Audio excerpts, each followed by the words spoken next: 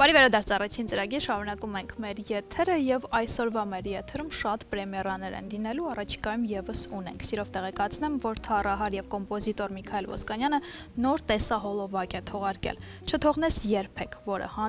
հանրահայտ բելգիացի ֆրանսալեզու երգիչ Ժակ Բրելի հայտնի երգի հայերեն տարբերակն է։ Ժամանակակից գործիքավորմամբ եւ այս մասին հենց խոսելու եմ իմ շատ սիրելի հյուրի հետ, իմ տաղավարում է Միքայել Ոսկանյանը, բարի լույս։ Բարի լույս։ Ինչպե՞ս եք։ Շատ լավ։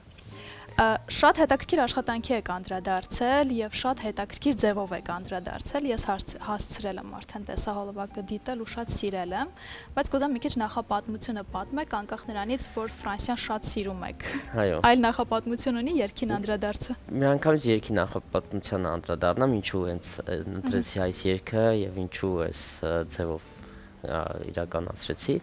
Եվրոպայում բելեմ կոչվող նախագծի շրջանակներում մրցույթ էր հայտարարված, որը ավելի շատ թարգմանչական բնույթի այսպես նախագիծ է, եւ առաջարկեցի եվրոպական որույթի մի երգ թարգմանեմ ու կատարեմ։ Իհարկե տեսահոլովակը հետո ծնվեց, տեսահոլովակի գաղափարը եւ անցավ այդ առաջարկս եւ երբ որ արդեն պետք է ընտրեի այն երգը, առաջին իսկ ինձ այսպես հիշվող եվրոպական երգը, չգիտեմ ինչպես, նմեկի տպա երգն է Ժակ Բրելի եւ այլ ուրիշ ընտրություն չարեցի, երգը շատ եմ սիրում, երգը շատ սիրված է ու ամենակատարվածներից մեկն է աշխարհում եւ հայերեն էլ իդեպ շատ գեղեցիկ կատարումներ կան եւ կար նաեւ թարգմանություններ կան եւ ես երբ որ մտածեցի որ թարգմանությամբ կարող եմ կատարել Լիլիթ Բլեյանի տարբերակը շատ հոգեհարազատ ու շատ համահունչ էր երգին եւ իմ երգի մեկնաբանությունը զգացումներին եւ այսպես շատ արագ եղավ իհարկե գործիքավորման հետ կապված սկզբում բավականին դժվարություններ ունեի որովհետեւ երգը շատ այսպես իր բնական տարբերակով շատ մտած է, հա, մարդկանց մեջ, ես էլ ինքս էլ շատ դժվարությամբ դուրս եկալ այդ բնականությունից երգի, բայց մոտ 1.5-2 ամիս տևեց նախապատրաստվելը, հետո շատ արագ գործիքավորեցի։ Եվ նաև ասեմ ինչպես եղավ, երբ որ այդպես սևագիր իմ ստուդիայում երգեցի, հետո ստուդիայում պրոֆեսիոնալ մաքրագիր, ինչքան երգում էի չէր դուրս չէր գալիս եւ հենց այդպես երգի մեջ թողել եմ սևագիր կատարումը։ Օ, իսկապես։ Այո։ Շատ լավ, հիմա առաջարկում եմ վայելենք եւ ծանոթանանք երգին, եթե հեռուստատողները դեռ ծանոթ չեն եւ այսպես Միքայել Ոսկանյան, չթողնես երբեք, պրեմիերա մեր եթերում։ Չթողնես երբեք, պետք է մոռանալ ժամանակն անցած, ամեն բան, մոռանալ օրեր, այն որ վատնեցինք առանց գտնելու, գետ մի պատասխան, այն ժամերն ինչպես, հարցերի տարա, լուր կրակահերտ, սրտին խնդության, չթողնես երբեք, չթողնես երբեք, չթողնես երբեք։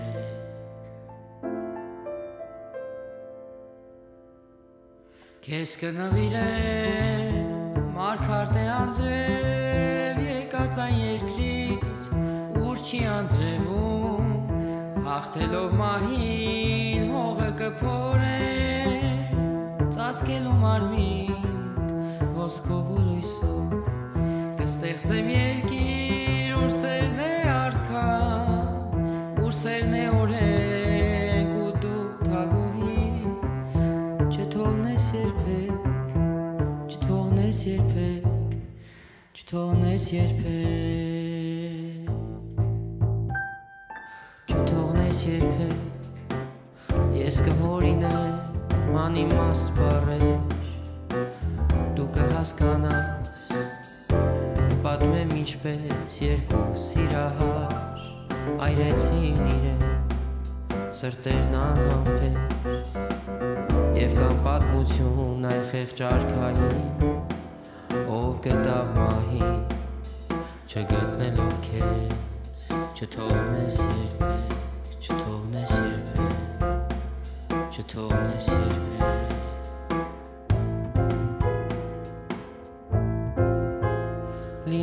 հաճախ նորից էջ այդքում հրաբուխեհի որթևում էր ծեր ու դաշտեն այրված ավելի հարուստ բերք են նվիրում քան մի մեղմ ապրի իսկ երբ երեկոն երկինքն է այրում ասես հարսանիք սևի ու կարմիր չթողնես երբեք չթողնես երբեք չթողնես երբեք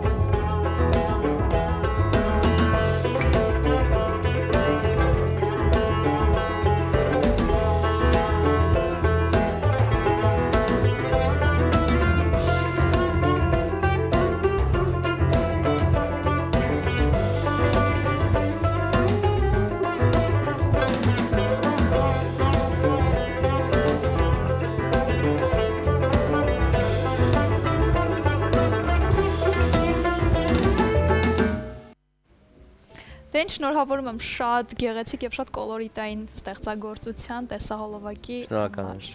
Եվ ես հարց ունեմ, ինձ հետաքրքիր է գաղտնիքը, օրինակ երգը 1959 թվականին է գրվել եւ մինչեւ այսօր անդրադարձ է այս երգին, դեռ շարունակվում է եւ դեռ ինքը նորանում եւ ժամանակակից է դառնում։ Ինձ հետաքրքիր է ինչն է այդ գաղտնիքը, երգը ինչպիսին պետք է լինի, որ տարիներ անց դեռ սերունդները անդրադառնան այդ երգին ու սիրեն։ Այո։ Երգը պետք է լինի բնական, նույնիսկ եթե իր մեջ թաքնված բովանդակություն կա, բայց երբ մարդ լսում է այդ երգը, հասկանում է այդ հուզականությունը երգի արտահայտած, հասկանում է, որ սա ինչ-որ այսպես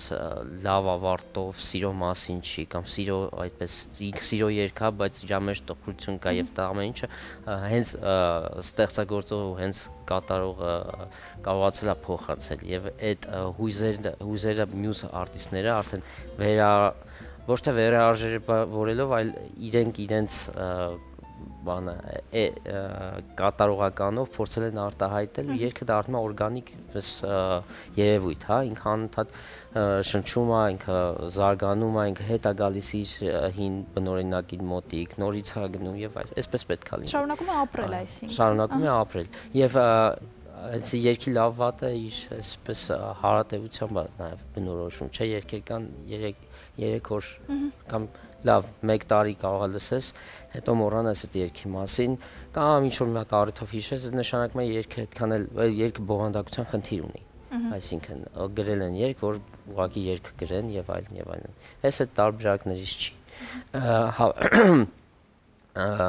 Եվ ինքս էլ տեսեք ես փորձել եմ ավելի ռիթմիկ ձևով պատկերել երգը եւ էմոցիաները, բայց նաեւ շատ կարեւոր է իր հուզականությունը չկորցնել այդ ռիթմի մեջ։ Ես փորձել եմ այս իմ գործիքավորման տեսակով ռիթմիկ տխրություն արտահայտել։ Եւ իհարկե կան մարդիկ, ովքեր ասում են պոզիտիվ բան կա, բայց ես դա չեմ փորձել անել։ Հիմնականում կարծում եմ ունկնդրի մոտ հասել է այդ բանը, որ այս ամեն ինչի մեջ կա այդ տխրությունը, որովհետեւ երգի բովանդակությունը դա է։ Եվ իսկ ինձ համար ռիթմը այսօրվա ժամանակաշրջանին բնորոշ երևույթ է եւ մենք ամեն ինչում արագացել ենք, ամենտեղ շտապողականություն կա եւ կա եւ մենք չենք կարող դրանից դուրս գալ եւ այս ռիթմի մեջ փորձել եմ տեղավորել այդ բովանդակային տխրությունը, որ երգի ստեղծողը փորձել է արտահայտել։ Եվ քանի որ 2 շաբաթ է երգը արդեն կա YouTube-ում, ինձ հետաքրքիր է արձագանքները եւ ունկնդիրների եւ ձեր շրջապատի ընկերների, որովհետեւ ինձ համար երգը շատ ձեր մասին է եւ ոնց որ ձեր երգացանկից լինի։ սկսեմ արձագանքներից մոտավոր 30-70 այսպես հարաբերակցությամբ շատ երկու տարբեր բևեռներ կան, այո, ոմանց ինչպես հիմնականում շատ եմ լսել, ականջին չի նստում այս տարբերակը, դա էլ է բնական, որովհետև այն երգերից է, որ ինքը իր բնույթը ունի եւ մարդիկ սովոր են հենց այդպես լսել երգին, հա, առանց ռիթմիկ այսպես ձևափոխումների եւ այլն, բայց նաեւ որպես կատարող ու որպես ստեղծագործող դու չես կարող անընդհատ նույն գիծը շարունակել։ Ես ինքս այդ մոտեցման կողմնակից չեմ եւ ես ցանկացած նյութի հետ աշխատելիս անպայման որպես արվեստագետ պետք է իմ ձեռագիրը այդտեղ ներդնեմ եւ իմ կողմից, իմ տեսակետից ու իմ հայացքներով պատմեմ այս նույն պատմությունը։ Իմ մոտ այդպես է ստացվել։ Իսկ կլինեն նոր գործեր հենց Ժակ Բրելի երգացանկից։ Կան մտքեր։ Իհարկե հստակ մտքեր չկան, չեմ բացառում, որ հնարավոր է լինել, ամեն դեպքում առաջիկա պլաններում ուրիշ այսպես գաղափարներ կան, որ պետք է իրականացնեմ եւ հուսամ այս տարի կրկին որոշակի նորություններով հանդես կգամ, այդպես։ Եվ քանի որ գիտեմ Ֆրանսիայից նոր եք վերադարձել, շրջագայությունների եք, կուզեմ այդ մասին եւս պատմեք, ինչպես են անցել։ Հրաշալի եւ բովանդակալից շրջագայություններ Ֆրանսիայի շրջագայությունը, բացի համերգային գործունեությունից, նաև իրականացրել եմ վարպետության դասեր եւ workshop-եր եւ հանդիպել եմ շատ տարբեր երաժիշտների եւ մեր հայրենակիցների հետ եւ ֆրանսիացի Մարսել, Լիոն, Սանտ-Էտիեն եւ Փարիզ քաղաքներում եմ ելույթներ ունեցել, վարպետության դաս եմ տվել Սանտ-Էտիենի կոնսերվատորիայում եւ Փարիզի հայ երիտասարդների միությունում, առաջին ընդհանուր հայկական երաժշտության մասին այսպես դասախոսություններ եւ Փարիզում թառի մասին դասախոսություն եմ կարդացել ու նաեւ հրաշալի համերգներ եմ ունեցել նվագակցությամբ ֆրանսիացի շատ լավ հրաշալի երաժիշտների հետ։ Ես դեռ շատ հարցեր ձեզ կտայի, բայց ցավոք մեր ժամանակը սպառվում է։ Եվս մեկ անգամ շնորհավորելով երգ եւ տեսահոլովակի արդիվ, ես ձեզ ուզում եմ նվիրել մեր գործընկերոջ Իջևանի գինու գործարանի կողմից Փուր Կարբո գինին, որը տոնելու լավագույն տարբերակներից է եւ իհարկե Տրամոնտինա բրազիլական բրենդի խոհանոցային պարագաներ, չգիտեմ ինչքանով եք խոհանոցում հասցնում եւս ստեղծագործել, բայց կթեթևացնի հոգսը Եթե ոչ ձեր ընտանիքի անդամների։ Շնորհակալություն եւս մեկ անգամ եւ երգի այս տարբերակին եւս այդպես շատ երկար տարիների կյանք եմ մաղթում։ Շնորհակալ եմ։ Դե ինչ, մեր եթերում հիմա կլինի կարճատև դադար, որից հետո կվերադառնանք ու կշարունակենք առաջին ծրագիրը։